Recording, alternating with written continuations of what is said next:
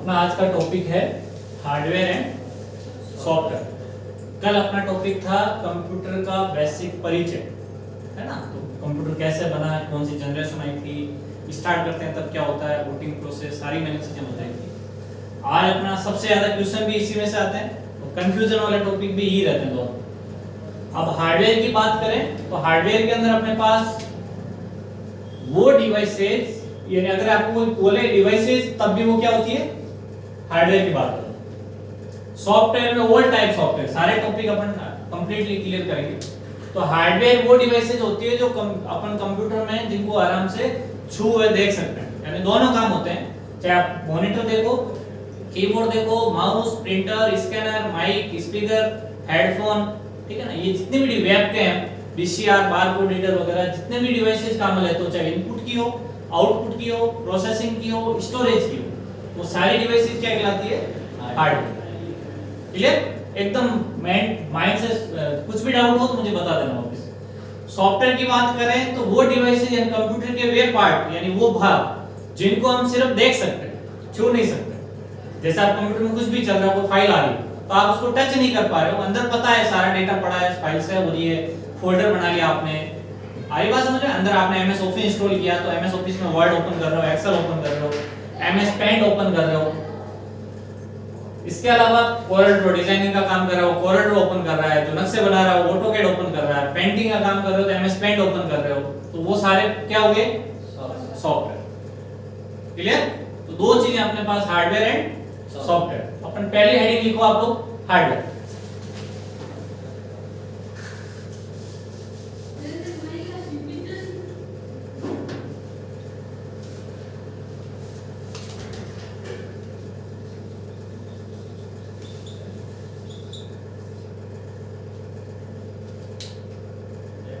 Hardware में लिखो computer के वे भाग जिन्हें हम आसानी से देख व छू सकते हैं, हार्डवेयर कहलाता है। कंप्यूटर के वे भाग जिन्हें हम आसानी से देख व छू सकते हैं, हार्डवेयर कहलाता है। यानी हार्डवेयर बोलो चाहे आपको डिवाइसेस बोला जाए, एक ही बात।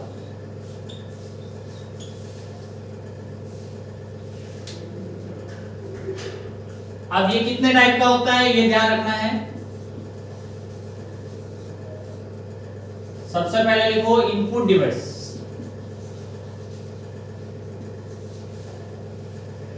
सेकेंड लिखो output device,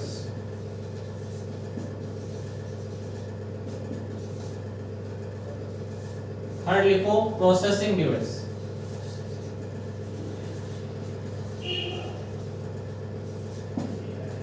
and fourth number पे लिखो storage device.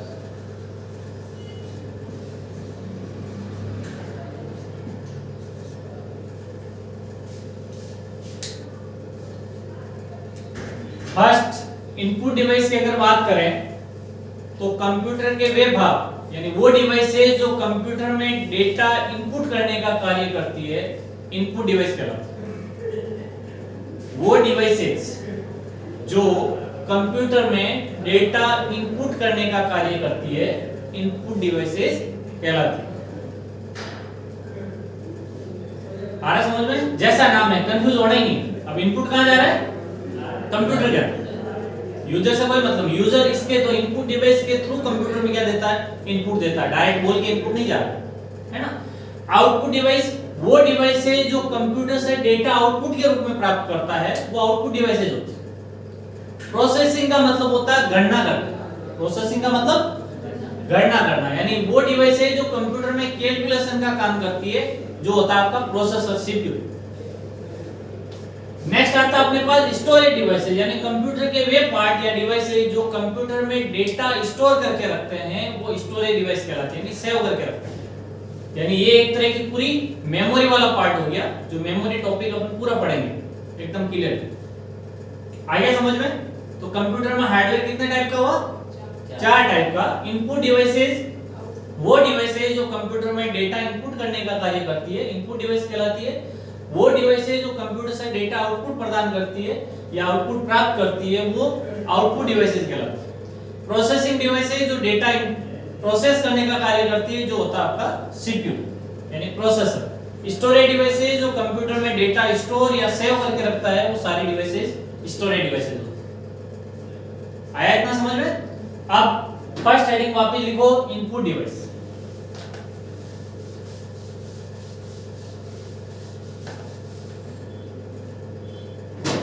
Input device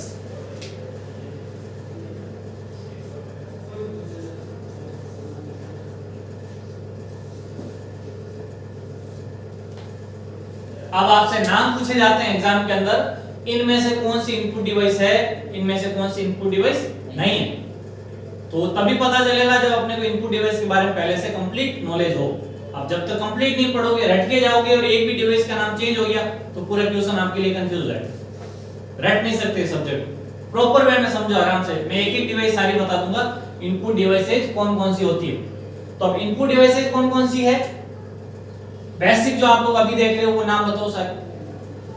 keyboard एकदम जो सामने आप सबसे पहले देखते हो कंप्यूटर के अंदर। दूसरा माउस। थर्ड स्कैनर, आप लोग ऑनलाइन फॉर्म भरते हो, डॉक्यूमेंट स्कैन करते हो, किसके थ्रू करते हो? स्कैनर के। तो स्कैनर क्या है? Input device. माइक, आप लोग जो भी बोलते हो, अब बोलने में इसको माइक बोलते हैं, जबकि इसका पूरा नाम होता है माइक्रोफोन। तो ये कई बार एग्जाम में लिखा हुआ जाता है, कंफ्यूज हो जाता है, ये तो डिवाइस ही नहीं है। माइक तो ऐसे बोलते हैं अपन। माइक का पूरा नाम क्या है? माइक्रोफोन। इसके अलावा इनपुट डिवाइस बीसीआर। क्या होती है? बीसीआर। कौन सी होती है बीसीआर? बीसीआर एक डिवाइस आती है, आप लोग कहीं पे भी परचेजिंग के लिए जाते हो मार्केट के अंदर, तो एक बिलिंग बनती है, वहां बारकोड रीड किया जाता है और बिल आ जाता है ना। एक लाइनिंग बनी होती है जिसको बोलते हैं बारकोड। यानी ऐसे एक लाइनिंग बनी हुई होती है, एक छोटी बड़ी इस टाइप से लाइनिंग रहती है, जिसके नीचे नंबर दिया हुआ रहता है। देख लेना, कोई भी डिवाइस परचेज करते हो, कुछ भी पार्ट आपने परचेज किया है, जितना भी सामान परचेज कर रहे हो, सबके ऊपर क्या लिखा हुआ है? बारकोड। उस बारकोड को रीड करने का काम कौन करता है? बीसीआर। तो इसकी फुल फॉर्म भी ध्यान रखनी है, एग्जाम हो सके इतना बड़ा पढ़ा और एक छोटी सी चीज काम आ जाए। बारकोड रीडर, या इसको रिकॉग्नाइजेशन भी बोला जाता है, RECOGNI।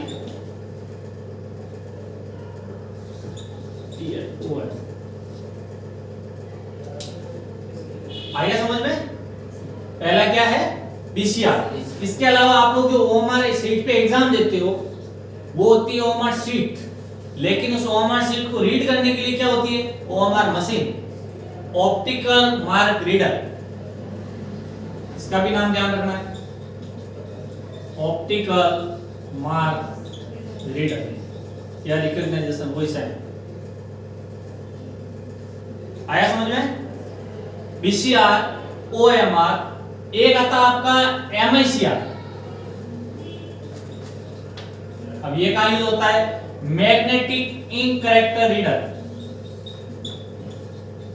Ink character reader. अभी रीडर का ध्यान रखना, रीडर की जगह अगर रिकॉग्नाइजेशन लिखा हुआ था तो एक ही चीज। BCR, OMR, MICR. इसके अलावा देखो, माउस जो है वो पॉइंटिंग डिवाइस भी होती है, कल वाले टॉपिक में भी बताया मैंने। माउस क्या है? Pointing device. अलग से अगर क्वेश्चन आ जाता है तो उसको भी ध्यान रखना, हो सके इनमें से पूछ ले कौन सी पॉइंटिंग डिवाइस है, तो माउस एंड जॉयस्टिक है ना, वो इनपुट में भी आती है, लेकिन पॉइंटिंग डिवाइस में स्पेशली नाम होता है। ठीक है।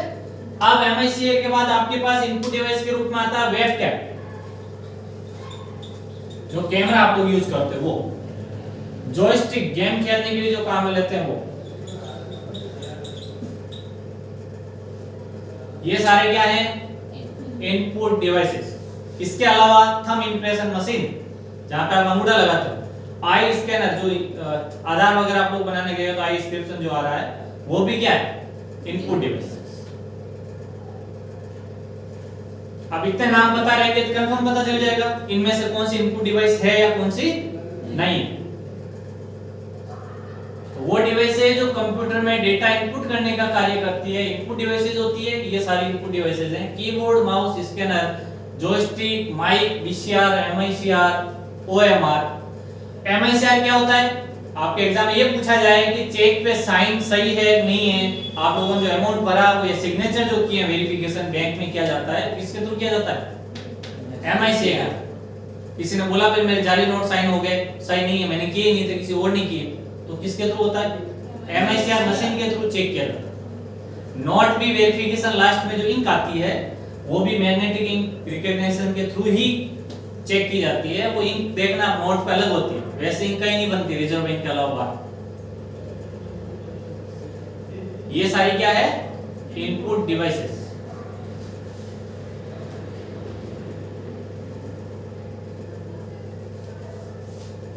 आया समझ में आप लोगों के? नेक्स्ट हेडिंग लिखो आउटपुट डिवाइसेस।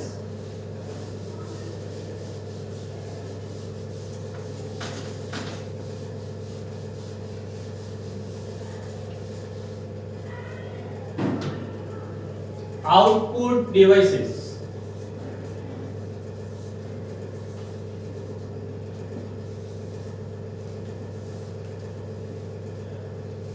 वो डिवाइस है जो कंप्यूटर से डेटा प्राप्त करती है या यूजर को डेटा प्रदान करने का काम करती है। दोनों एक ही बात, कंप्यूटर से डेटा प्राप्त कर रही है यानी भेज नहीं रही है, और यूजर को प्राप्त दे रही है, इसका मतलब वो क्या हुई? Output device. यानी कंप्यूटर के वे हार्डवेयर पार्ट्स, डिवाइस का मतलब क्या होता है? कंप्यूटर का हार्डवेयर पार्ट। तो वो कंप्यूटर की डिवाइस है जो कंप्यूटर से डेटा प्राप्त करती है या यूजर को डेटा प्रदान करती है, आउटपुट डिवाइसेस कहलाती है। क्लियर? अब आउटपुट डिवाइसेस के अंदर कौन कौन सी होती है? आपका मॉनिटर, प्रिंटर, स्पीकर,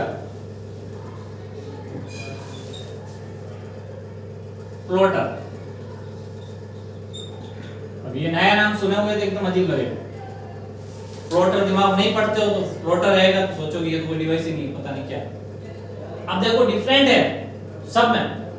एग्जाम में क्वेश्चन डीपली थोड़ा सा अगर पूछा जाएगा, जैसे ग्राम सेवक की भर्ती में तो डीपली क्वेश्चन आएगा 100%, क्योंकि 10 ही क्वेश्चन आना है, और कांस्टेबल के अंदर 30 क्वेश्चन आए। तो देखो monitor soft copy output device है, स्पेशली ध्यान रखना। आपको एग्जाम में ये पूछा जाए इनमें से कौन सा सॉफ्ट कॉपी आउटपुट डिवाइस है?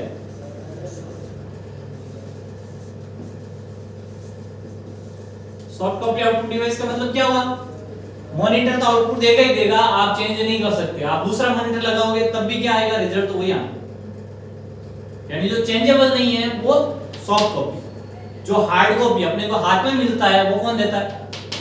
प्रिंटर। आ रही बात समझ में? तो प्रिंटर क्या करता है? हार्ड कॉपी आउटपुट डिवाइस है। थोड़ा सा डीपली अगर क्वेश्चन पूछा जाता है तो आप लोग कंफ्यूज हो जाते हो। हार्ड कॉपी आउटपुट डिवाइस तो है तो आउटपुट डिवाइस ही, लेकिन अब इनमें से पूछ ले कौन सी सॉफ्ट कॉपी आउटपुट डिवाइस है, इनमें से कौन सी हार्ड कॉपी? बाकी हार्ड कॉपी है, प्लॉटर भी हार्ड कॉपी और प्रिंटर भी हार्ड कॉपी है। दोनों का भी बताऊंगा कॉम्बिनेशन क्या है, कंपैरिजन पूरा। स्पीकर साउंड आप लोग सुनते ही हो, क्या करता है? अब करता है क्या? आप लोगों को दो चीज आती है, एक तो माइक, एक आता है स्पीकर।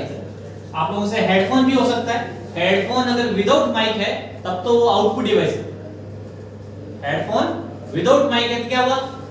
Only output device. अगर हेडफोन विद माइक है तो दोनों काम करते हैं, इनपुट भी लेता है और आउटपुट भी देता है। तो ऐसे भी दो तीन डिवाइसेस हैं जिनके अभी नाम बताऊंगा, वो दोनों काम करते हैं, इनपुट और आउटपुट का। अगर आपको टच स्क्रीन मॉनिटर का बोला जाए तो दोनों काम करती है। टच स्क्रीन मॉनिटर एटीएम जो यूज करते हो, आउटपुट डिस्प्ले भी दे रहा है और इनपुट भी लेता है, तो वो क्या हुआ? इनपुट आउटपुट डिवाइसेस है, दोनों काम करते हैं। ऐसी डिवाइसेस जो दोनों वर्क करती है इनपुट आउटपुट का, वो हेडफोन विद माइक और आपका touch screen monitor and ATM, ये तीनों में से कुछ भी नाम आता है तो आप लोग वहीं राइट करो। अब माइक और इनकी टेक्नोलॉजी का थोड़ा समझना कैसे करता है, माइक क्या करता है और स्पीकर क्या करता है। माइक क्या करता है? अपना जो साउंड होता है ये एनालॉग सिग्नल होता है। क्या होता है? Analogue signal. तो माइक क्या करता है? एनालॉग को डिजिटल में कन्वर्ट करता है। किसमें कन्वर्ट करता है? Digital signal. और स्पीकर वापस रिवर्स करता है। स्पीकर के पास वायर के थ्रू साउंड मिलता है, किसके थ्रू मिलता है? वायर के थ्रू। तो ये क्या करता है, डिजिटल सिग्नल को वापस एनालॉग सिग्नल में कन्वर्ट करता है।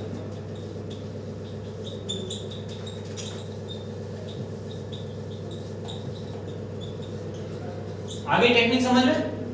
तो माइक क्या काम करेगा, एनालॉग सिग्नल को डिजिटल में कन्वर्ट करता है। स्पीकर क्या करता है, डिजिटल सिग्नल इसको जो वायर के थ्रू मिल रहा है उसको वापस साउंड देता है। लेकिन अपने को दूर स्पीकर लगा रखा तब भी आवाज आती है। आदमी ने ये 100-200 मीटर दूर आप इस देखते होंगे स्टेज पे साउंड बोल रहा है माइक पे और स्पीकर दूर लगा रखा है, तब भी वायर के थ्रू आवाज आ रही है। तो इन दोनों की खुद की टेक्निक है। माइक का खुद की कैप्चरिंग अंदर टेक्नोलॉजी दे रखी है कि वो एनालॉग को किस में कन्वर्ट कर रहा है, डिजिटल में। और स्पीकर जो है डिजिटल जो भी उसको वापस मिला है उसको वापस किसमें भेजता है, एनालॉग। इसीलिए देखना साउंड में थोड़ा डिफरेंट आता है। आप लोग दूर से किसी की आवाज सुनते हो तो वो बोलने के थोड़े टाइम बाद आपको सुने देते, वो कन्वर्जन का टाइम है। आया समझ में? तो अब मॉनिटर आउटपुट डिवाइस है, किस टाइप की डिवाइस है, सॉफ्ट कॉपी आउटपुट डिवाइस। अब मॉनिटर में भी 3 टाइप है। कितने टाइप का होता है मॉनिटर? 3 टाइप का। कैसे? इन चारों डिवाइस का पूरा प्रॉपर समझना, एग्जाम में पक्का आना है। मॉनिटर हो गए 3 टाइप के। कैसे कैसे? सबसे पहले जो मॉनिटर आता था वो था सीआरटी, फिर आई एलसीडी, अभी जो चल रही है टेक्नोलॉजी कौन सी है, एलईडी। तो एक तो तीनों की फुल फॉर्म, तीनों की फुल फॉर्म क्या होती है? अगर सीआरटी पूछा जाए तो cathode ray tube, cathode ray tube. LCD पूछा जाए तो लिक्विड क्रिस्टल डिस्प्ले। इंग्लिश में ही लिखना है, याद आराम से रहेगी फुल फॉर्म, नहीं तो भूल जाओगे। हिंदी में लिखने की कोशिश करोगे, कल भी बताया था कंप्यूटर जितने भी वर्ड है कोशिश करो इंग्लिश में लिखने की, आराम से याद होगा। क्योंकि अगर देखो एल पे आप इंग्लिश में लिखोगे तो आपको याद रहेगा, अच्छा लिक्विड क्रिस्टल डिस्प्ले, ठीक है ना। एलईडी, लाइट एमिटिंग डायोड, एक दो बार रीड करोगे आराम से समझ में आ जाएगा। इसमें जो टेक्निक यूज करती है एलईडी में, लाइट एमिटिंग डायोड। तो मॉनिटर की टेक्नोलॉजी टाइप कितने टाइप के आ गए? 3 टाइप के। पुराने जो डब्बे की तरह आते जिनमें वैक्यूम ट्यूब काम में लेते थे वो सारे सीआरटी थे। जो घर पे टीवी भी आप लोग उसी टेक्नोलॉजी के काम में हम लोग लेते थे। अब उसके बाद टेक्नोलॉजी आई एलसीडी, उसके बाद आई एलईडी। अब तीनों में डिफरेंट देखो, एक तो इलेक्ट्रिसिटी का, सबसे ज्यादा पावर कंज्यूम जो कर रहा था इलेक्ट्रिसिटी कंज्यूमेशन वो सीआरटी का था, बहुत ज्यादा लाइट कंज्यूमेशन था। उसके बाद एलसीडी। अब तो लाइट तो एलईडी जो आ रही है वो तो 12 वोल्ट की नॉर्मली चार्जर के अकॉर्डिंग आ रही है, जो मोबाइल में चार्ज करते हो वैसे, तो इलेक्ट्रिसिटी कंज्यूमेशन कम हो गया। दूसरी बात, आई का जो साइड इफेक्ट था, सीआरटी जो मॉनिटर पे बैठते थे यूजर जो भी हो, तो सबकी नजर कमजोर हुई है। क्योंकि आई इफेक्ट सबसे ज्यादा किसका हो रहा था? सीआरटी से। नजर बहुत कमजोर है। पुराने टीवी भी लोग देखिए उनकी नजर बहुत कमजोर है। अब जो टेक्नोलॉजी में टीवी आई है उनकी नजर भी अब सही चल रही है। दूसरा व्यू का तरीका, एंगलिंग, आप जो भी किसी भी एंगल से देखते थे सीआरटी मॉनिटर में, आप तिरछे से किसी भी दूसरे एंगल से यानी फ्रंट के अलावा किसी एंगल से देखोगे क्लियर नहीं दिखेगा। देखा होगा आप लोगों ने। अभी जो भी टेक्नोलॉजी आई है इनमें आप किसी भी एंगल से मूव करो आपको एकदम क्लियर दिखेगा। अगर स्क्रीन दिख रही है तो पूरी दिखेगी, बैक चले जाओगे अलग बात, सामने चाहे किसी भी एंगल से देखो आपको जो भी चल रहा हो पिक एकदम क्लियर आएगा। ये टेक्नोलॉजी का डिफरेंट है मॉनिटर। आ गया समझ में? मॉनिटर का कोई भी क्वेश्चन आए गलत नहीं होना है। मॉनिटर क्या है? आउटपुट डिवाइस है। किस टाइप की? Soft copy. कितने टाइप होते हैं? 3 टाइप की, सीआरटी, एलसीडी और एलईडी, तीनों की फुल फॉर्म। क्लियर? नेक्स्ट लिखो प्रिंटर। प्रिंटर भी बहुत टाइप का, वो अपने आप में बहुत बड़े टॉपिक। प्रिंटर, प्रिंटर एक हार्ड कॉपी आउटपुट डिवाइस है। Printer hard copy output device है। अब प्रिंटर मेनली आपको एग्जाम में क्वेश्चन आता है, ये किस टाइप का प्रिंटर है?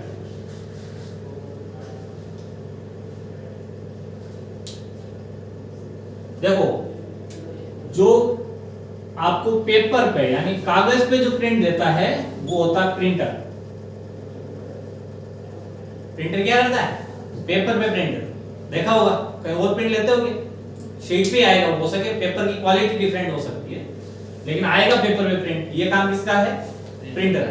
अब प्रिंटर होते हैं 2 टाइप, आपसे एग्जाम में क्वेश्चन पूछा जाता है, एक तो होता है इंपैक्ट प्रिंटर, एक होता है non impact printer.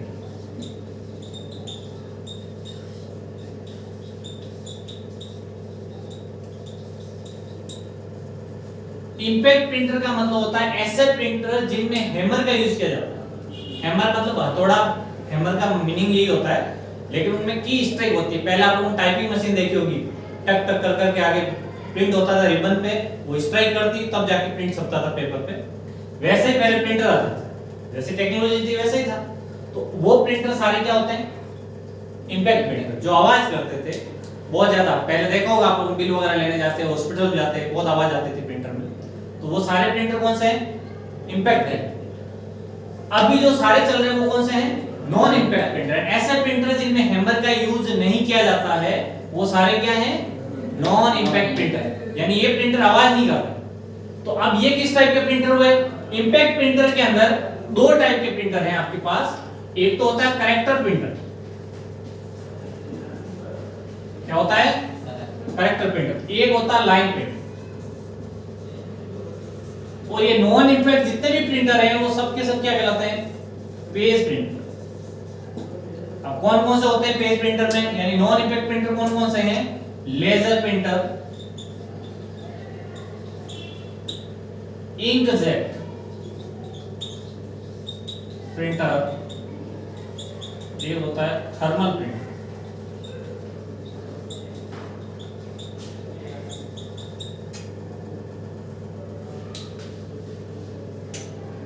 Character printer और लाइन प्रिंटर का मतलब हुआ ऐसे प्रिंटर जो एक टाइम में एक करेक्टर प्रिंट करते थे वो क्या हुए, करेक्टर प्रिंटर। जो एक टाइम में एक लाइन प्रिंट करते थे वो क्या हुए, लाइन प्रिंटर। अभी जो भी प्रिंटर चल रहे हैं क्या होता है, एक टाइम एक पेज पूरा आता है। आप देखा होगा, ऐसा नहीं एक लाइन हो रही है आगे चल रहे हो, एक लाइन हो रही है, ऐसा नहीं हो रहा। आप प्रिंट कमांड देते हो, प्रिंटर सीधे एक पेज प्रिंट देता है वन टाइम। तो one time one page print कर रहा है, इसका मतलब ये सारे क्या हुए, page printer. Laser printer, inkjet और थर्मल प्रिंटर। अब देखो एग्जाम में क्वेश्चन आता है इनमें से कौन सी सूखी इंक का यूज किया जाता है कौन से प्रिंटर में। तो लेजर प्रिंटर में सूखी इंक का यूज करते हैं, ड्राई इंक। जितने भी प्रिंटर आ रहे हैं सारे क्या हैं, लेजर प्रिंटर आ रहे हैं अभी जो टेक्नोलॉजी आ रही है। अगर आपको कलर प्रिंटर चाहिए तो अपन क्या यूज करते हैं, इंकजेट प्रिंटर। देखा होगा साइड में एक इंक का टैंक लगा होता है, उसमें अलग अलग टाइप की 4 इंक के अलग अलग बटन्स दिए हुए हैं, उनमें इंक फिल करते हो आप लोग। तो वो सारे क्या है, इंकजेट प्रिंटर। आया समझ में, डिटेल में प्रिंटर का पूरा एक टॉपिक और चलाएंगे, पूरी डिटेल में पढ़ाऊंगा।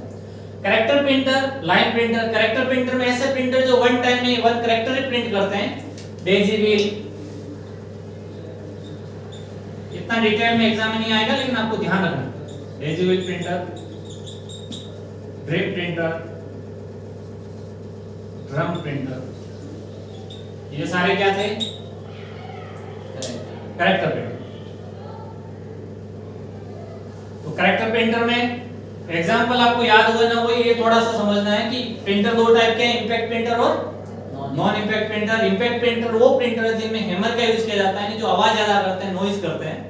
जो ज्यादा आवाज आती है वो सारे इंपैक्ट प्रिंटर हैं, जिनमें आवाज नहीं आती है, हैमर का यूज नहीं करते हैं, वो सारे नॉन इंपैक्ट प्रिंटर। इसमें भी इंपैक्ट प्रिंटर में दो टाइप के हो गए, करेक्टर और लाइन। पेज प्रिंटर यानी नॉन इंपैक्ट बोलो चाहे पेज प्रिंटर बोलो, एक ही बात। आया समझ में, क्लियर। नेक्स्ट हेडिंग लिखो,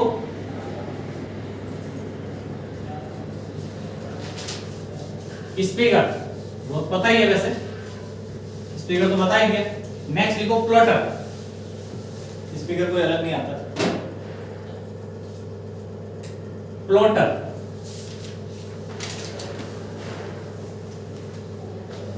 प्लास्टिक की शीट पे जो प्रिंट आता है वो सारे क्या कहलाते हैं, प्लॉटर। आप लोग बड़े बड़े होर्डिंग्स बैनर्स देखते हो, क्वालिटी एकदम ऐसी ही रहती है, मतलब जिसकी अगर पिक लगा रखी हो तो पिक एकदम है जैसी जैसी रहती है। आप लोग सोचते हैं हम लोग फोटो खींचते हैं तब तो जी पिक बड़ी करते हैं, फटने लग जाती है, पिक्सल दिखने लग जाते हैं। लेकिन ये जो बैनर है, होर्डिंग्स आप लोग देखते हो, उनमें एकदम क्वालिटी सेम रहती है। तो वो सारा खेल किसका है, प्लॉटर का है ना। आपको बोला जाए हैवी ग्राफिक्स अगर प्रिंटिंग करनी हो तब किसका यूज करते हैं, प्लॉटर। जो प्लास्टिक की शीट पे, आप लोग बैनर प्लास्टिक है ये पूरा, उस पे जो प्रिंट करता है वो सारे क्या हैं, प्लॉटर यानी वेक्टर ग्राफिक्स। ये जो टेक्नोलॉजी होती है वो वेक्टर ग्राफिक्स कहलाती है। वेक्टर में क्या होता है, पिक्सल नहीं होते हैं, तो आप उसको इमेज को किसी भी अक्षर को कितना ही बड़ा करो फटेगा नहीं। जबकि अपन लोग प्रिंटर वगैरह दूसरी फोटोशॉप में काम किया, आप फोटो को जूम करोगे तो पॉइंट्स दिखने लग जाते हैं, उनको बोलते हैं पिक्सल। तो ये थोड़ा एक टॉपिक और है, देखो अभी हाथों हाथ पढ़ा देता हूं, रिजोल्यूशन।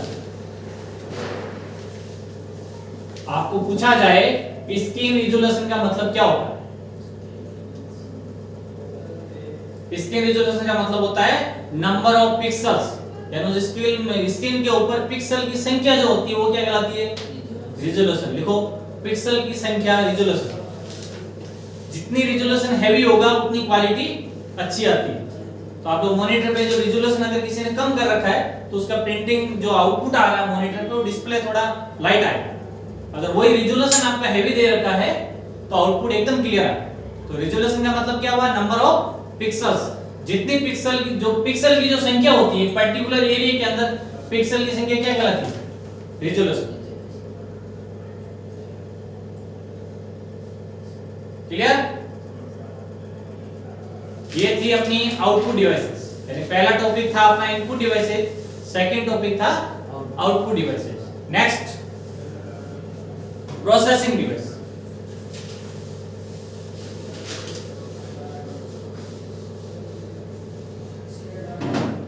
नेक्स्ट देखो प्रोसेसिंग डिवाइस या प्रोसेसिंग यूनिट, कुछ भी बोलो।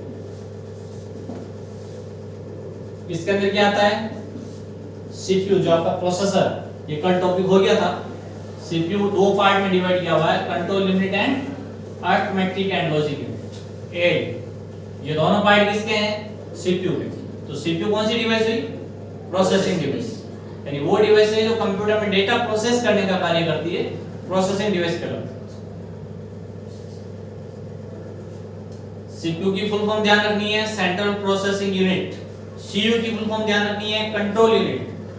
एएलयू की फुल फॉर्म ध्यान रखनी है, अरिथमेटिक एंड लॉजिक यूनिट। तीनों चीजें ध्यान रखना। कंट्रोल यूनिट नाम से क्या कर रहा है, कंट्रोलिंग कर रहा है, यानी कहां से कंप्यूटर में डेटा इनपुट आएगा, कहां भेजना है, कहां स्टोरेज हो रहा है, वो सारा काम किसका है, कंट्रोल यूनिट। जो भी आप कंप्यूटर को कमांड देते हो उसको परफॉर्म करने का काम किसका है, एएलयू।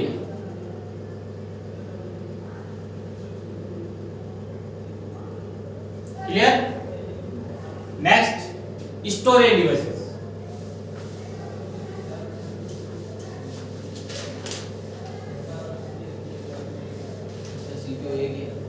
हाँ, प्रोसेसिंग एक ही करता है, एक ही डिवाइस होती है प्रोसेसिंग के अंदर। स्टोरेज यूनिट,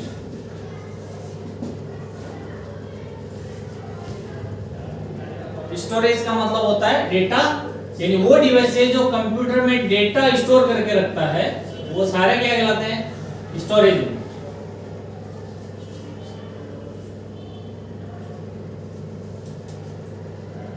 इसको मेमोरी नाम से भी जानते हैं, एक ही बात। ये बहुत इंपॉर्टेंट टॉपिक है, मेमोरी के बहुत क्वेश्चन आते हैं। मेमोरी की पूरी क्लास भी एक अलग होगी, आपको भी इस क्लास में अलग से समझा देता हूं। आ रहा समझ में? स्टोरेज डिवाइस है या स्टोरेज यूनिट का मतलब होता है ऐसी डिवाइस है जो कंप्यूटर में डेटा स्टोर करके रखती है, स्टोरेज डिवाइसेस कहलाती है। मेमोरी एक ही बात है। अब मेमोरी दो टाइप की होती है। कितने टाइप की होती है? दो टाइप की। फर्स्ट है प्राइमरी,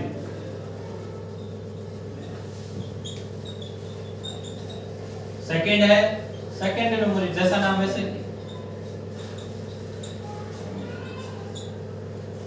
क्लियर?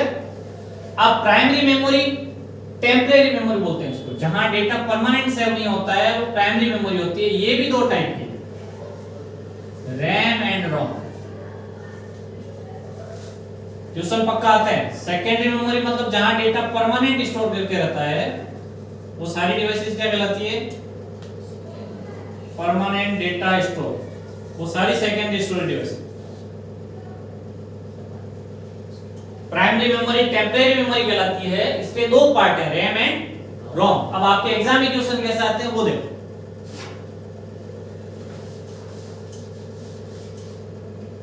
आपका पहला टॉपिक प्राइमरी के अंदर मान लो लिखा हुआ है रैम। रैम का मतलब होता है रैंडम एक्सेस मेमोरी।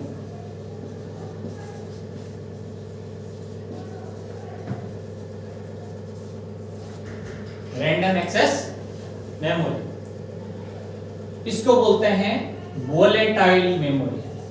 सबसे इंपॉर्टेंट ये ध्यान, रैम को क्या बोला जाता है? वोलेटाइल। इसका हिंदी में अर्थ अस्थायी मेमोरी।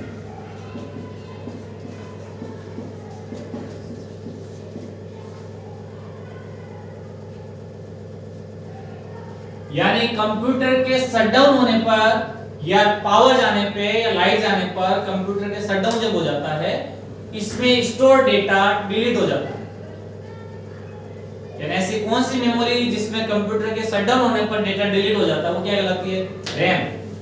आपको पूछ ले रैम किस टाइप की मेमोरी है, तो अस्थायी। हिंदी में वर्ड में फर्क है, देखो इंग्लिश ध्यान रखना है। रैम किस टाइप की मेमोरी हुई? Volatile memory. इसी के पास साथ में चलती है ROM. ROM read only memory, read only memory. ये होती है नॉन वोलेटाइल मेमोरी। अब ये समझना है इसको। आपसे ये पूछा जा सकता है रोम में क्या डेटा स्टोर होता है, कौन सा होता है? बायोस सेटअप किसमें स्टोर रहता है? रोम। बायोस का मतलब होता है बेसिक इनपुट आउटपुट सिस्टम। ये सारा रिकॉर्ड किसके पास है? रोम के पास। रीड ओनली मेमोरी का मतलब होता है सिर्फ रीड कर सकते हैं। इस मेमोरी का काम है रीडिंग कर, डेटा स्टोर नहीं होगा। तो क्या होगा, इसमें पहले जब रोम लगाई जाती है तो उसमें बायोस सेटअप पहले से ही इंस्टॉल किया हुआ ही रहता है। तो इसका काम है सिर्फ रीड करना। जो भी बेसिक इनपुट आउटपुट जो भी सिस्टम लगा रखे हैं उनको डिवाइस रीड करने का काम किसका है? रोम। तो रोम क्या हुई? Non volatile. नॉन वोलेटाइल का मतलब होता है स्थायी मेमोरी। अब देखो हिंदी में और इंग्लिश में वर्ड में बहुत फर्क हो गया और यहाँ कंफ्यूज हो जाते हैं। नॉन लगा तो दिमाग में क्या रहता है? अस्थायी। आगे नॉन लग गया, दिमाग में क्या रहता है? अस्थायी। ये कंफ्यूजन रहता है। बहुत एकदम सिंपल क्वेश्चन आता है। तो वोलेटाइल का मीनिंग होता है अस्थायी, नॉन वोलेटाइल का मीनिंग होता है स्थायी। तो इनमें से कौन सी वोलेटाइल मेमोरी है, इनमें से कौन सी नॉन वोलेटाइल मेमोरी है? दोनों में से कोई भी क्वेश्चन आता है ध्यान रखना। वोलेटाइल मेमोरी कौन सी हुई? रैम। नॉन वोलेटाइल कौन सी हुई? रोम। रोम रैम में क्या होता है, अपन आप कुछ भी आपसे क्वेश्चन पूछ रहा है, जब तक यूजर काम कर रहा है, किसी फाइल को सेव नहीं की, तो जब तक सेव नहीं की वो डेटा कंप्यूटर में कहां स्टोर रहता है? रैम। कंप्यूटर में जब तक डेटा सेव नहीं किया तब तक कहां रहता है? रैम। इसके अलावा एक आती है क्लिपबोर्ड मेमोरी। आपसे एग्जाम में ये भी क्वेश्चन आ सकता है, क्लिपबोर्ड। क्लिपबोर्ड मेमोरी भी किसका पार्ट है?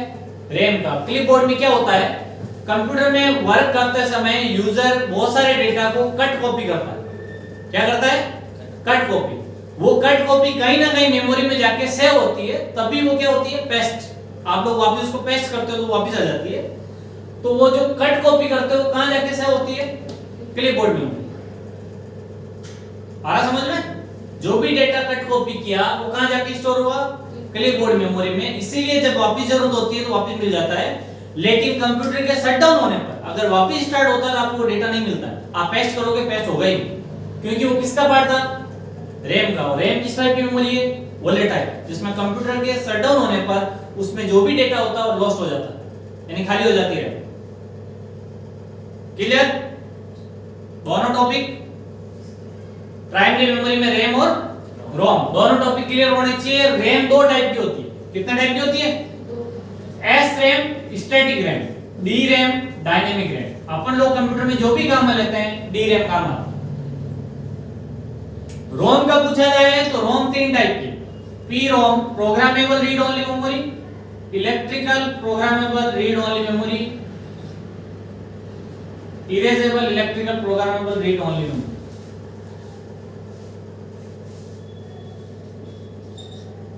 वापिस सुन लो। S for static, D for dynamic. Static मतलब क्या होता है? फिक्स। तो अपन लोग फिक्स होती नहीं अपने पास जो भी मेमोरी आती है वो सारी क्या आती है? डायनेमिक। अब इसके भी अलग अलग वर्जन है, इतना डीपली नहीं आएगा क्वेश्चन। जैसे आप लोग मार्केट में बोलते हो DDR1 है, DDR2 है, DDR3 है, कौन सी रैम? DDR का मतलब होता है डबल डेटा रेट। ये वर्जन चलता है रैम का, जिसका फुल फॉर्म होती है double data rate. S for static, D for dynamic. अपन जो भी काम में लेते हैं वो कौन से रैम काम में लेते हैं? D RAM. क्लियर है तक? अब अपने पास आती है रोम। रोम कितने टाइप की बताई? 3 टाइप की। Programmable read only memory, P for programmable, E for erasable, erasable programmable read only memory. ठीक है ना? नेक्स्ट अगर डबल ई आ जाता है तो electronic erasable programmable read only memory. Clear है तक? नेक्स्ट देखो, सेकेंडरी मेमोरी में वो डिवाइसेज होती है जहां डेटा परमानेंट स्टोर होता है। अभी आप लोग जो भी काम में लेते हैं अपन लोग वो हार्ड डिस्क काम में लेते हैं। क्या लेते हैं काम में? अगर आपको HDD लिखा हुआ मिले तब भी एक ही बात है, और हार्ड डिस्क पूरा लिखा हुआ मिले तब भी एक ही बात है। इसके अलावा आप लोग पेन ड्राइव काम में लेते हो। क्या लेते हैं? मेमोरी स्टिक या मेमोरी कार्ड आप लोग यूज करते हो, वो भी क्या है? परमानेंट मेमोरी डेटा है ना। तो परमानेंट मेमोरी स्टोरेज डिवाइस कैसे हुई? हार्ड डिस्क से डेटा जब तक डिलीट नहीं होगा जब तक यूजर नहीं करेगा, इसीलिए इसको बोलते हैं परमानेंट मेमोरी। आई बात समझ में? ऐसा थोड़ी कंप्यूटर में आज डेटा सेव करके गए, वापस कल आए, कंप्यूटर ओपन किया, सारा डेटा लॉस्ट नहीं होता। तो इसीलिए परमानेंट स्टोरेज मेमोरी डिवाइसेज होती है। पेन ड्राइव में डेटा घर आपने पेन ड्राइव में कॉपी करके रख ली, डेटा अपना डिलीट नहीं होगा जब तक आप डिलीट नहीं करोगे। मेमोरी कार्ड से भी ऑटोमेटिक डेटा डिलीट नहीं होता है। वायरस अलग चीज है, वायरस का टॉपिक भी अलग है, पढ़ोगे उसको दिमाग में नहीं लाना कीजिए। क्लियर? इसके अलावा अपन क्या यूज करते हैं? आप लोग सीडी यूज करते हो, डीवीडी रोम यूज करते हो। रोम का मतलब जो सीडी जो डिस्क काम में लेते हो उनको बोला जाता है रोम। बनने के बाद रीड ओनली मेमोरी होती है। तो सीडी रोम, डीवीडी रोम भी क्या है? सेकेंडरी स्टोरेज डिवाइसेस जहां डेटा परमानेंट स्टोर रहता है। अब आपसे पूछ ले सीडी की फुल फॉर्म क्या होती है, डीवीडी की फुल फॉर्म क्या होती है? सिंपल सा एग्जाम में क्वेश्चन आ जाए, इतना कुछ पढ़ा, एक छोटा सा क्वेश्चन आ गया, दिमाग में रहेगा डीवीडी पढ़ा तो था लेकिन फुल फॉर्म नहीं पढ़ा, हो गया गड़बड़ सब। तो सीडी की फुल फॉर्म क्या हुई? Compact disc. डीवीडी की फुल फॉर्म क्या हुई? Digital versatile disc, digital versatile. Versatile की जगह वीडियो लिखा हुआ है तब भी एक ही बात, डिस्क। अब स्टोरेज मेमोरी पूछ ले, सीडी में कितना डेटा स्टोर होता है और डीवीडी में कितना डेटा स्टोर होता है? 700 MB डेटा स्टोर होता है सीडी के अंदर एंड 4.7 GB डेटा स्टोर होता है डीवीडी के अंदर। एक डीवीडी राइटर के अंदर सीडी और डीवीडी दोनों चलती है, जो आप लोग घर पे टीवी के साथ प्लेयर भी काम में लिए होंगे, आपको मिल गया होगा आइडिया। और अगर एक सीडी प्लेयर है, यानी जिसको सीपीयू में अगर आप लगाते हैं जिसको राइटर बोला जाता है, सीडी राइटर के अंदर डीवीडी नहीं चलती, जबकि एक डीवीडी राइटर के अंदर सीडी और डीवीडी दोनों चलते हैं। इसीलिए सीडी वाली टेक्नोलॉजी बंद होगी, सीडी के राइटर बनना बंद हो गया, सीडी प्लेयर बंद हो गई। आया समझ में? क्लियर? मेमोरी वाले टॉपिक में कोई इश्यू नहीं आना चाहिए। कितने टाइप की मेमोरी? 2 टाइप की, primary and secondary. Primary memory कितने टाइप की? RAM and ROM, 2 type. Secondary में जो डिवाइसेज होती है परमानेंट डेटा स्टोर करके रखती है वो सारी secondary devices. Clear? RAM volatile memory होती है, रोम नॉन वोलेटाइल मेमोरी होती है। रैम 2 टाइप की होती है, स्टैटिक और डायनेमिक। रोम 3 टाइप की होती है। क्लियर? पी रोम, ईपी रोम, ईईपी रोम, यानी डबल ईपी रोम।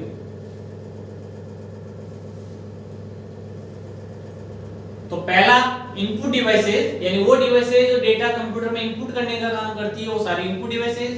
जो कंप्यूटर से डेटा आउटपुट प्रदान करती है या यूजर को आउटपुट प्रदान करती है, वो सारी क्या कहलाती है? Output devices. जो कंप्यूटर में डेटा प्रोसेसिंग का कार्य करती है वो सारी प्रोसेसिंग डिवाइसेस, यानी सीपीयू प्रोसेसर जो काम है उसका कैलकुलेशन का होता है। उसके अलावा स्टोरेज डिवाइसेस, वो डिवाइसेस जो कंप्यूटर में डेटा स्टोर करके रखती है वो सारी स्टोरेज डिवाइसेस। अब आपसे पूछा जाए, वापस मैंने अभी बताया था, ऐसी डिवाइसेस जो कंप्यूटर में डेटा इनपुट और आउटपुट दोनों का कार्य करती है, उन डिवाइसेस का नाम पूछा जा सकता है ATM, touch screen monitor, headphone with mic. Specially ध्यान रखना, ये तीनों क्या करती है? डेटा इनपुट भी करती है और आउटपुट भी देती है। वन टाइम आप लोग माइक हेडफोन माइक जो भी आप काम में लेते हो, ईयरफोन भी काम में लेते हो, क्या हो रहा है? आउटपुट भी मिल रहा है आपको, साउंड आप सुन ही दे रहे हो, वापस ईयरफोन से माइक है लगा हुआ, वो आउटपुट इनपुट भी जा रहा है, तो दोनों काम कर रही है। टच स्क्रीन मॉनिटर में क्या हो रहा है, आउटपुट डिस्प्ले आ रहा है और आप टच करके वापस इनपुट भी भेज रहे हो। क्लियर? ये अपना हार्डवेयर टॉपिक कंप्लीट। नेक्स्ट अपना टॉपिक आएगा सॉफ्टवेयर। नेक्स्ट अपना टॉपिक है सॉफ्टवेयर। बता डेफिनेशन आपको बता चुका हूं। सॉफ्टवेयर क्या होते हैं? कंप्यूटर के वे पार्ट जिन्हें हम देख सकते हैं लेकिन छू नहीं सकते, वो सारे क्या कहलाते हैं? सॉफ्टवेयर। अब आपको सॉफ्टवेयर के टाइप समझने आराम से, और उस टाइप को समझ के आप एकदम क्वालिफाई कर लोगे, कोई दिक्कत नहीं आएगी। सॉफ्टवेयर वाला कैसा भी क्वेश्चन आए। पहला क्या है? System software. System software. Second होता है एप्लीकेशन सॉफ्टवेयर। आप लोगों की क्या डेफिनेशन समझ में नहीं आती तो सॉफ्टवेयर को समझ नहीं पाते, और एग्जाम में क्वेश्चन आता है इनमें से कौन सा एप्लीकेशन सॉफ्टवेयर है, इनमें से कौन सा नहीं है, इनमें से कौन सा सिस्टम सॉफ्टवेयर है, इनमें से कौन सा सिस्टम सॉफ्टवेयर नहीं है। ये टॉपिक क्लियर हो जाता है। नेक्स्ट आता है यूटिलिटी सॉफ्टवेयर।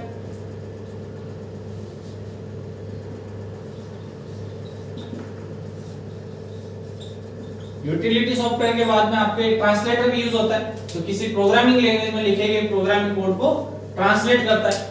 तो नेक्स्ट यूटिलिटी सॉफ्टवेयर के बाद लिख लो ट्रांसलेट। ये पूरी प्रोग्रामिंग लैंग्वेज में अलग से टॉपिक पढ़ूंगा, लेकिन आप कंप्यूटेशन के अकॉर्डिंग ये चीजें ध्यान रखें। तो सॉफ्टवेयर कितने टाइप के हुए? 4 टाइप का है। System software, application software, utility software और ट्रांसलेटर। ट्रांसलेटर सॉफ्टवेयर भी बोल सकते हैं, ट्रांसलेटर एप्लीकेशन भी बोल सकते हैं। अब पहला टॉपिक फर्स्ट हेडिंग लिखो सिस्टम सॉफ्टवेयर। इसको पूरा डीपली पढ़ना है, एकदम क्लियर समझ में आ जाएगा। आप लोग नोट कर लो आराम से। सॉफ्टवेयर के type: system software, application software, utility software and translator. Mainly type 3 ही है, ध्यान रखना, सिस्टम सॉफ्टवेयर, एप्लीकेशन सॉफ्टवेयर और utility software. Clear? First heading लिखो सिस्टम सॉफ्टवेयर।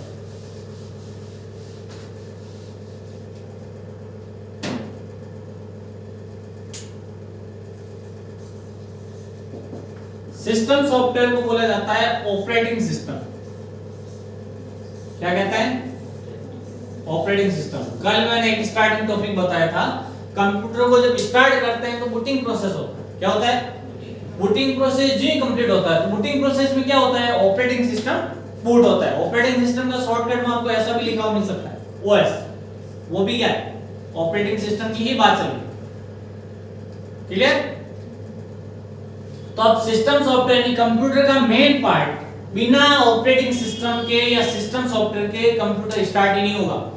यानी वो महत्वपूर्ण सॉफ्टवेयर जिसके बिना कंप्यूटर पर वर्क करना असंभव है, वो क्या कहलाता है? सिस्टम सॉफ्टवेयर या ऑपरेटिंग सिस्टम। क्लियर? आप लोगों ने नाम देखा होगा, मेरे कंप्यूटर को बोलता है विंडोज 7 है, विंडोज 10 है, विंडोज 8 है, विंडोज 11 भी आ गया है ना। तो ये सारे क्या हैं? Operating system. क्लियरली आ गया समझ में? तो मेन यानी यूजर को एप्लीकेशन के बीच में या हार्डवेयर से आप लोग कंप्यूटर जो भी परचेज करते हो डिवाइसेज, वो क्या हुआ? हार्डवेयर। क्या हुआ? और यूजर क्या करता है? कंप्यूटर को यूज में लेता है। तो इस हार्डवेयर डिवाइस को एक्सेस करने की परमिशन यूजर को देता है, वो सारा कौन देता है? System software.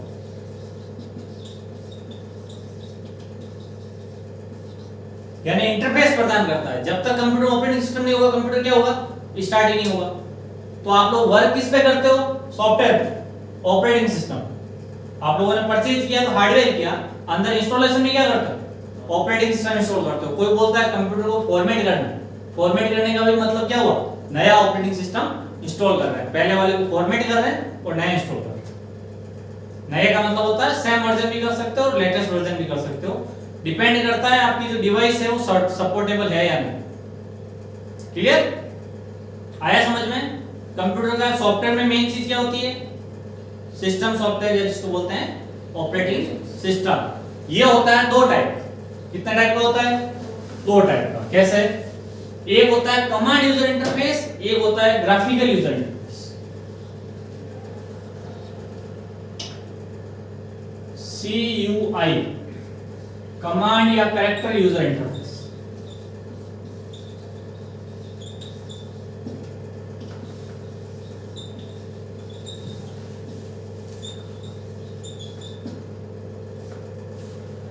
अभी जो आप लेटेस्ट यूज करते हो वो कौन सा है? Graphical user interface.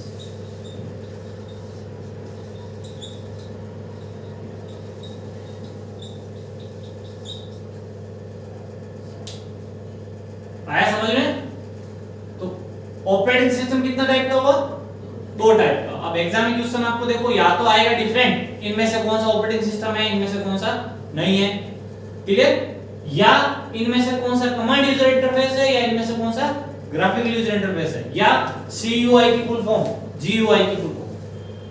क्वेश्चन पक्का है। तो कमांड यूजर इंटरफेस का मतलब हुआ ऐसे ऑपरेटिंग सिस्टम है जिसमें ग्राफिकल सिंबल नहीं थे।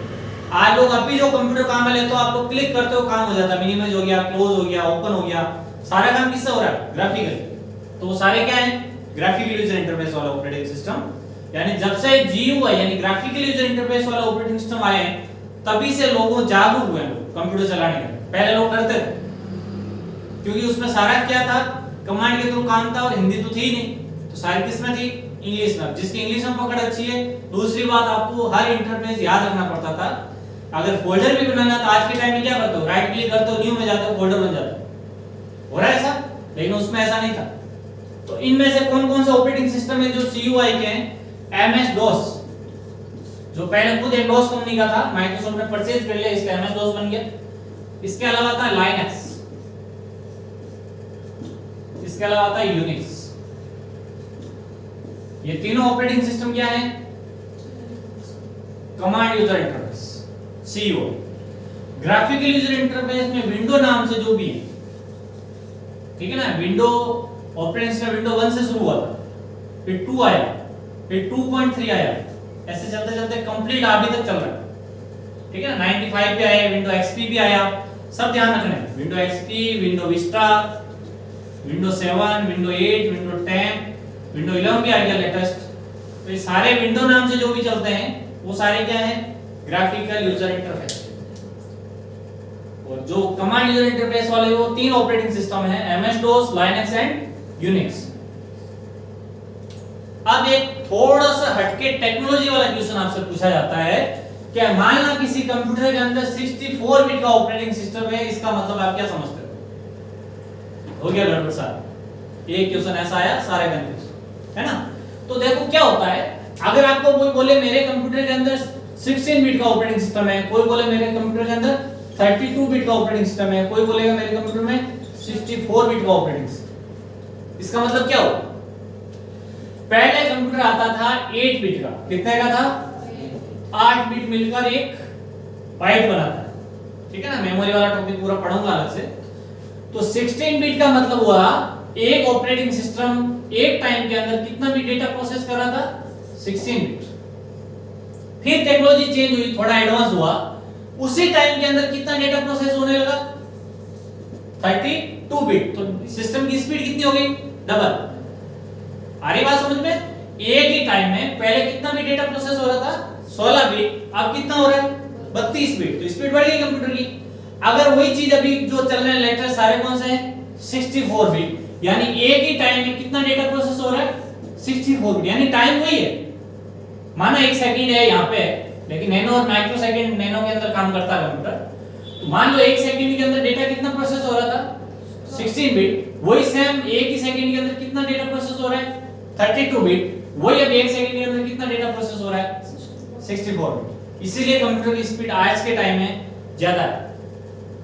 अलग अलग देखना, कोई बोलता है मेरे कंप्यूटर में वो इतने बिट का ऑपरेटिंग सिस्टम है, तो जितने बिट का ऑपरेटिंग सिस्टम होगा उतने बिट का प्रोसेसर कंप्यूटर में होना चाहिए, तभी सपोर्ट करेगा आपको। आया समझ में? क्लियर? अब एग्जाम में ऐसा कंफ्यूजन वाला क्वेश्चन आ जाए, क्लियर हो जाना चाहिए।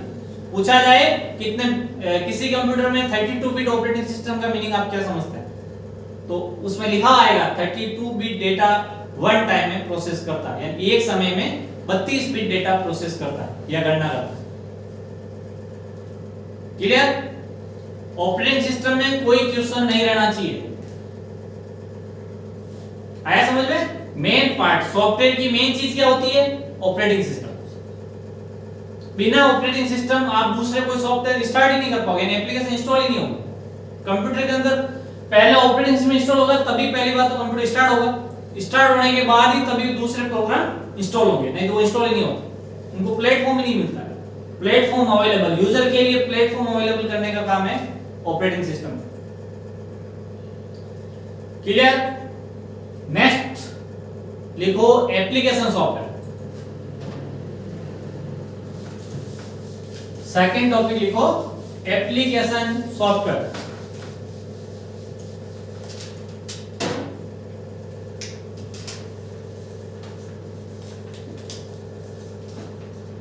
Application software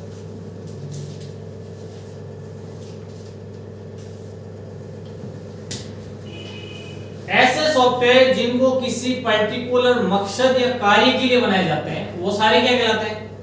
application software. कैसे? एमएस पेंट आपको कोई बोले तो एमएस पेंट का काम क्या है? पेंटिंग के लिए बना है। नोटपैड का काम है सिंपल टेक्स्ट टाइपिंग के लिए। अरे समझ में बात? तो आप लोग नक्शे वगैरह बनाते हो उसके लिए क्या यूज करते हैं? ऑटोकैड। अगर आप लोग फोटो से रिलेटेड काम करना क्या करता है? फोटोशॉप। यानी ऐसे सॉफ्टवेयर जिनको किसी पर्टिकुलर कार्य के लिए बनाए जाते हैं, उन वो सारे क्या कहलाते हैं? Application software.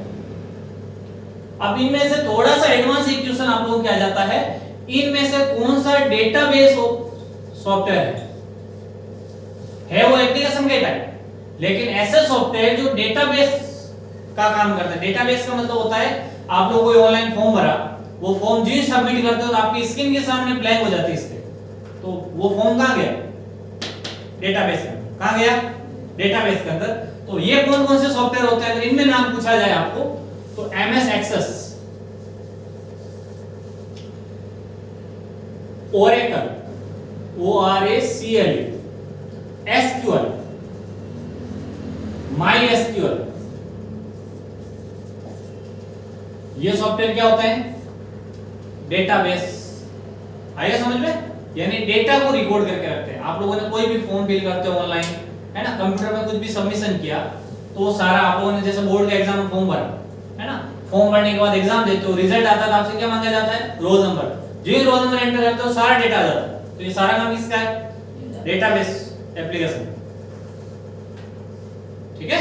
तो डेटाबेस सॉफ्टवेयर का स्पेशली अलग से पूछ ले तो ये जितने भी सॉफ्टवेयर लिखा है मैंने, MS Access, Excel, MS Access, Excel अलग है, स्प्रेडशीट है जो एप्लीकेशन सॉफ्टवेयर है, MS Access, Oracle, SQL, MySQL, ये चारों सॉफ्टवेयर क्या करते हैं? डेटाबेस रिकॉर्ड करके रखते हैं।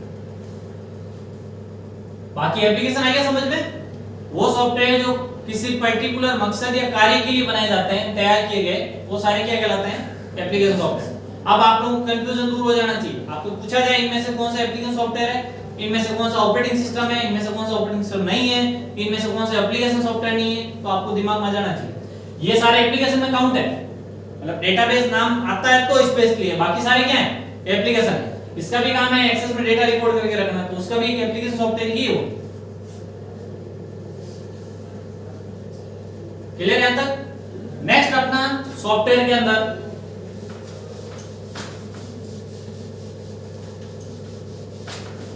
टाइप था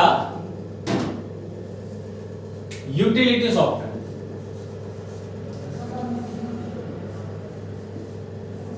यूटिलिटी सॉफ्टवेयर, यूटिलिटी का मतलब होता है कंप्यूटर की रखरखाव या मरम्मत का कार्य करते हैं, वो सारे सॉफ्टवेयर क्या कहलाते हैं? यानी वो सॉफ्टवेयर जो कंप्यूटर में कंप्यूटर की या वो सॉफ्टवेयर जो कंप्यूटर की मरम्मत या रखरखाव या सिक्योरिटी प्रदान करते हैं, वो सारे क्या कहलाते हैं? Utility software. यानी इसमें आता है एंटीवायरस। ठीक है? अगर और यूटिलिटी में आए तो सिस्टम रीस्टोर,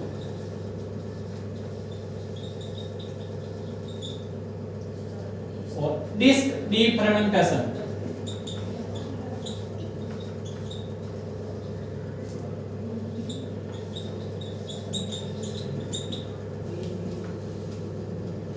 ये सारे क्या कहलाते हैं?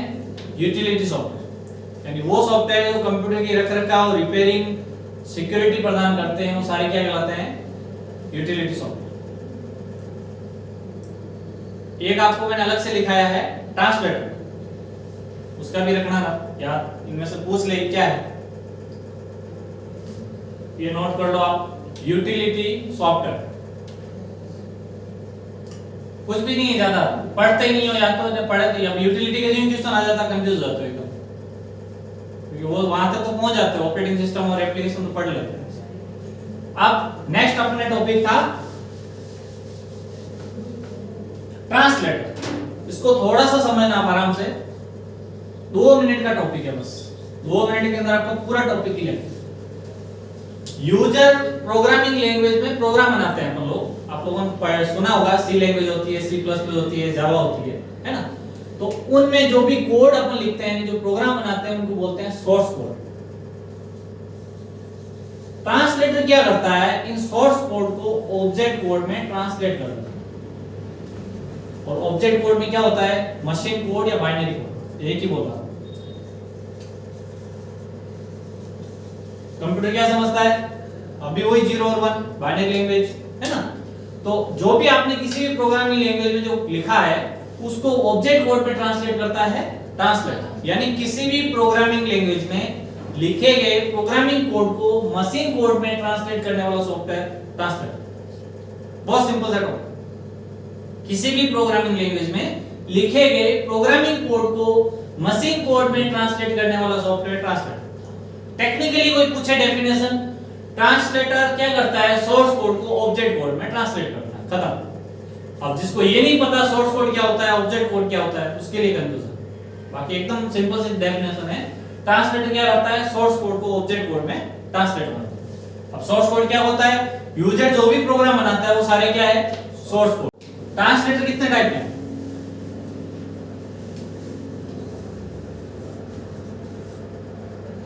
सबसे पहला जो ट्रांसलेटर था वो था असेंबलर।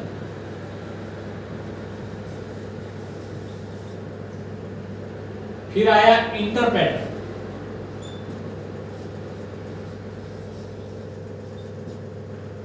फिर आया कंपाइलर,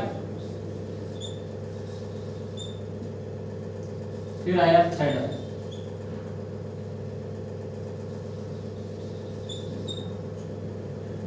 तो कितना टाइप के ट्रांसलेटर हुए, 4 टाइप के, असेंबलर, इंटरप्रेटर, कंपाइलर और थ्रेडर। असेंबलर का काम था असेंबली लैंग्वेज में लिखे गए प्रोग्रामिंग कोड को ही ट्रांसलेट करता था मशीन कोड, एक फिक्स लैंग्वेज के लिए बनाया। इंटरप्रेटर क्या करता है, लो लेवल लैंग्वेज जो भी आई थी आप लोगों के पास, लो लेवल लैंग्वेज में लिखे गए प्रोग्रामिंग कोड को मशीन कोड में ट्रांसलेट करता है इंटरप्रेटर।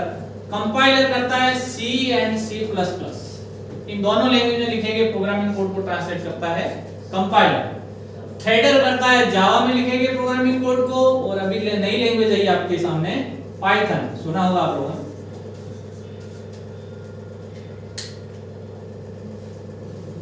ये अपना सॉफ्टवेयर का टॉपिक कंप्लीट। कितने टाइप के सॉफ्टवेयर हुए, 4 टाइप के, मेनली 3 टाइप की हैं, सिस्टम सॉफ्टवेयर, एप्लीकेशन सॉफ्टवेयर और यूटिलिटी सॉफ्टवेयर। एक ट्रांसलेटर का टॉपिक था वो भी मैंने क्लियर करवा दिया।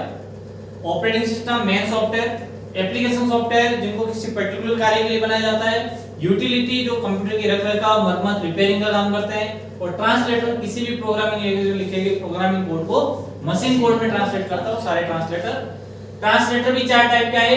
असेंबली लैंग्वेज के लिए असेंबलर अलग से बना, लो लेवल लैंग्वेज जितनी भी आई थी, बेसिक, फोर्ट्रान, कोबोल, पास्कल, ठीक है ना, उन सब के लिए क्या यूज होने लगा, बी लैंग्वेज तक। सी से पहले जो भी लैंग्वेज है उनके लिए इंटरप्रेटर। सी और सी प्लस दोनों में क्या यूज होता है, कंपाइलर। जावा और पाइथन में क्या यूज होता है, थ्रेड। ये सॉफ्टवेयर का टॉपिक अपना कंप्लीट।